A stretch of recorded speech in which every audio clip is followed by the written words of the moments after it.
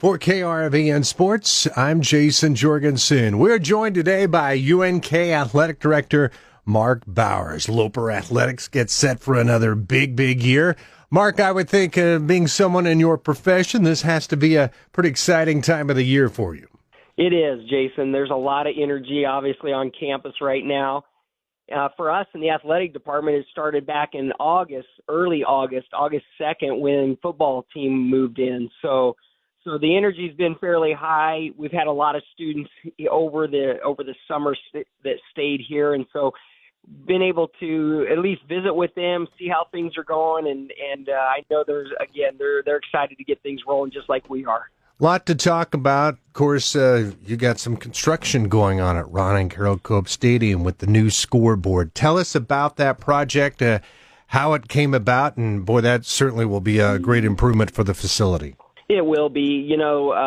Replacing the scoreboard has obviously been something that's been high on our list, our prioritizing things. What do you say? It's been there since 2005, and I think it's worn out and ready to be replaced. So if you visit the stadium, you'll be able to see that we've got the old one down, and they've made way for the new one to be installed. It's just we're a little bit behind. It's not an ideal time to be putting up a scoreboard when the season's starting, but at the same token, at least we're seeing it's getting done, and hopefully, if it stays on schedule, potentially by homecoming, we'll have that video board in place.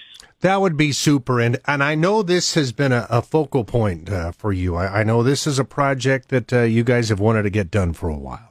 It is. Jayson, we know for a fact that either lightning has directly struck that tower or it's hit very close by, and so we've actually, over the last few years, had a lot of glitches with the electronics. We know that there are 8 speakers that were in the top of it, and 5 of those 8 were just absolutely fried. And again, it was the surging of the electricity that went through them. And so we really have not had a really good sound system in place either. And so that's one of the areas that's being replaced as well. It's not going to be ready again this year. Hopefully the sound, we'll keep it on the ground like we did last year. It was workable. We were able to utilize it in a way that at least our fans were able to hear what's going on in the field from the officials, or at least be able to hear our PA announcer. So again, we've got lots going on when it comes to the field right now, and we're looking forward to getting them done. We are talking with UNK Athletic Director Marc Bauer. Marc, I know another thing you're very excited about, and boy, I couldn't walk anywhere the other night being on campus. Folks talking about getting Chadron State back on the football schedule to kick things off this year against the Eagles. How did you get this done? And this just seems like such a great move. Jayson, I think this is something that for all the schools in the conference, I think this is long overdue. I know when I first got into the conference in this role, we were already talking about non-conference games, and we tried to pass it with our athletic directors and our presidents, and it did not pass. I think it came down to a tie vote, and when it ties, it fails. And so as a conference, I know it was really disheartening in a lot of ways because we had hopes that we could restart some of the rivalries that we've had, whether it was with Chadron State. Obviously, Fort Hays has been a great rival for us, but they're in the conference. We had a yearly game with them anyway.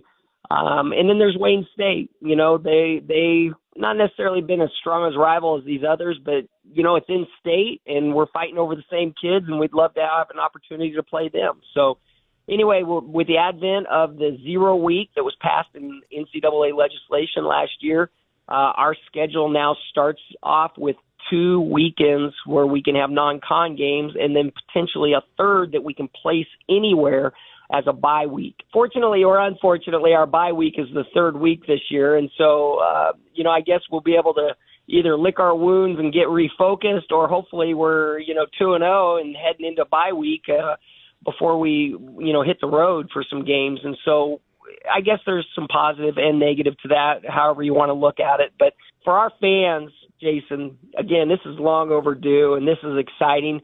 There is at stake a traveling trophy. It is the Good Life Trophy. It's a beautiful trophy, actually, and we shared it and showed it to the football team just the other day, and they're excited. Of course, Coach Held's telling them, we're going to bring this home. And so they've got, obviously a big task in front of them. Their first game together on the road at Shadron. Typically a fairly hostile environment to be in if you go off what the past was like, and so we'll see what things look like when we get there, but we're excited to get this game in. I know you're always looking to improve things and move forward with some new things. Is there anything on the horizon this fall for fans that you'd like folks to know about? There are a couple things. First of all, we were reached out this summer by a gentleman who had the ATO Victory Bell, which has been a bell that has been a part of our tradition for years. In fact, it dates back to the 1940s. And we got a call, and the gentleman said the old ATO Victory Bell is sitting in my barn, and my wife wants it gone. So we went over and checked it out, and actually they had restored it and added a second bell to it. And so first game, it's going to be the ATO game where we are going to unveil the Victory Bell in front of the grandstands. And so we're excited about this. Obviously, if anybody's a former ATO from Kearney State College or UNK, we'd encourage you to come. We're going to have you a part of the program. And again, this is going to be kind of fun for us because at the end of the game, hopefully we're ringing the victory bell. And throughout the game, there's a smaller bell that's attached. Every time we score, we're going to ring it. So this will be something we're going to renew an old tradition, and I think it's exciting.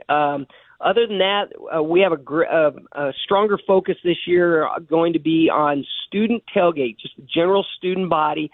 The old Loperville area, we've actually converted it to an area that our students will be able to go call their own. I call it prime real estate because it's right there next to the tailgating area. But we're trying our best to work with student affairs to make a more enriched experience for our student body in a place where they can come and hang out before the game, and then obviously help cheer on the Lopers to a victory. Well, it sounds like some great stuff, and it should be a great fall. It should be. We're looking forward to it.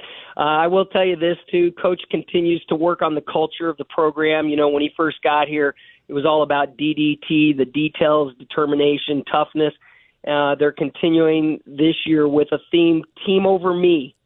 Team over me, meaning that we've got to work together, got to find that right chemistry, and I know the coaching staff is really excited after their scrimmage. They did tell me they're tired of hitting each other, so we're ready to take on the Eagles.